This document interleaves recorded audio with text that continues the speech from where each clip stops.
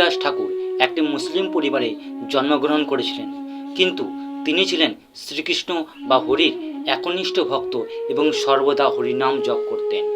এই কারণে তৎকালীন কিছু মুসলিম প্রশাসক তার উপর ক্ষুব্ধ হন এবং তারা হরিদাস ঠাকুরকে হরিনাম জপ করা ছেড়ে দিয়ে কলমা পাঠ করতে বলেন।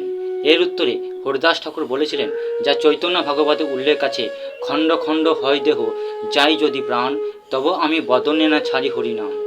অর্থাৎ আমার এই দেহকে যদি খণ্ড খণ্ড করে কেটেও ফেলা হয় এবং তার ফলে যদি আমার প্রাণও চলে যায়, তাহলে আমি আমার মুখ থেকে হরিনাম জপ করা ছাড়ব না। এই উক্তি থেকে হরিদাস ঠাকুরের দৃঢ় সংকল্প এবং নিষ্ঠার গভীরতা বোঝা যায়। হরিনামের প্রতি তার এতটাই বিশ্বাস ছিল যে তিনি নিজের প্রাণের চেয়েও তাকে বড় মনে করতেন। তার এই ভক্তির সামান্য অংশ অর্থাৎ 0.1% যদি আমরা লাভ করতে পারি, তাহলে আমাদের জীবন সার্থক হয়ে যাবে। হরিদাস ঠাকুরকে নামাচার্য বলা হয়, অর্থাৎ যিনি জীবন দিয়ে হরিনামের মহিমা শিখিয়ে গেছেন আমাদের।